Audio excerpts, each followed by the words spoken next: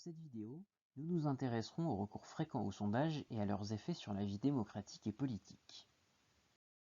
À la fin de cette vidéo, vous serez capable de comprendre comment le recours fréquent aux sondages d'opinion contribue à forger l'opinion publique et modifie l'exercice de la démocratie et de la vie politique.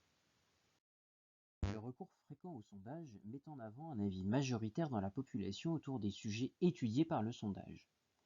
Face à cette publication, les individus ont deux possibilités. Premièrement, ils peuvent être tentés de taire leur opinion si celle-ci ne correspond pas à l'avis majoritaire mis en avant par le sondage. Deuxièmement, les individus peuvent être incités à partager l'avis majoritaire mis en avant par les résultats du sondage. Les sondages favoriseraient ainsi le consensus et une forme de conformisme autour de certains sujets, en incitant les individus à partager l'avis majoritaire et en conduisant ceux qui ont une opinion divergente à la taire. Les sondeurs et leurs commanditaires sont alors considérés comme des faiseurs d'opinion, car ils mettent en avant une opinion majoritaire et créent de ce fait ce que Patrick Champagne appelle un effet de consensus. De plus, en prétendant faire parler l'opinion publique, ceux qui utilisent les résultats des sondages laissent penser que certaines idées sont figées et dominantes dans la population, en utilisant par exemple l'expression « les Français pensent que », alors que l'opinion peut être mouvante et multiple selon les individus. Le recours fréquent au sondage contribue aussi à mettre en avant des sujets et débats dans la société. Comme nous l'avons évoqué dans la vidéo précédente, ces sujets ne reflètent pas systématiquement les préoccupations de la population, mais plutôt celles des sondeurs et de ceux qui commandent des sondages, par exemple les journaux ou les partis politiques. On assiste alors à un effet d'imposition de problématiques qui peut conduire à une mise à l'agenda de ces sujets et débats. C'est-à-dire que la problématique devient alors un objet à traiter par les pouvoirs publics. L'agenda politique se définit alors comme l'ensemble des problèmes publics faisant l'objet d'un traitement de la part des pouvoirs publics sous la forme de débats ou encore d'actions publiques, c'est-à-dire de mesures concrètes prises par le gouvernement. En somme, on peut dire que l'effet de consensus et l'effet d'imposition montrent que le recours fréquent au sondage contribue à forger l'opinion publique. La vie politique est également affectée par le recours au sondage. En effet, leur publication incite les personnalités politiques à prendre en considération leurs résultats. Ceci peut conduire les partis politiques à construire leurs idées autour des opinions mises en avant par les sondages plutôt qu'autour de leurs valeurs fondatrices.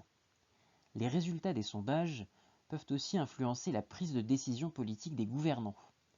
Les sondages apparaissent alors comme un moyen de contrôle des gouvernants par la population. On parle de démocratie d'opinion pour désigner le fait que le pouvoir politique détermine ses prises de position non pas en fonction d'un programme établi, mais en fonction de l'évolution de l'opinion publique mesurée par le recours au sondage, qui serait alors le reflet des désirs de la majorité des citoyens. L'opinion publique devient alors omniprésente et conduit les personnalités politiques à élaborer des stratégies de communication politique autour des résultats des sondages, au détriment de leurs idées et de l'argumentation. Les femmes et les hommes politiques peuvent alors en effet se contenter de s'appuyer sur les résultats de sondages pour montrer que leurs idées correspondent à celles des Français, voire même de concevoir leurs idées sur la base de sondages qu'ils commandent eux-mêmes. La publication de sondages peut modifier le comportement des électeurs en période électorale en les incitant à voter pour un candidat ou un parti politique qu'ils ne soutiennent pas vraiment. Tout d'abord, l'électeur peut être incité à voter pour le vainqueur pressenti, afin d'être dans le camp du gagnant et donner du relief à sa victoire. On parle d'effet bande-wagon ou d'effet de contagion. Durant la campagne pour l'élection présidentielle de 2017, Emmanuel Macron a bénéficié de cette dynamique devant les nombreux sondages montrant sa progression et prédisant sa victoire. L'électeur peut également se mobiliser en faveur d'un candidat ou un parti désigné par les sondages comme perdant. On parle ici d'effet outsider ou d'effet underdog. Par exemple, ce phénomène est à l'origine de l'élection de Donald Trump à la présidence des États-Unis en 2016, puisque la publication de sondages le donnant perdant face à Hillary Clinton a mobilisé ses électeurs. L'électeur peut aussi se mettre à soutenir un candidat ou un parti politique qui n'est pas son premier choix dans le but d'éviter l'élection d'un autre. On parlera alors de vote stratégique ou de vote utile. L'élection présidentielle française favorise ce comportement en n'opposant que deux candidats. Ce fut notamment le cas en 2002 puisque de nombreux électeurs se sont mobilisés en faveur de Jacques Chirac alors qu'ils ne le soutenaient pas vraiment, mais leur objectif était d'éviter l'élection de Jean-Marie Le Pen.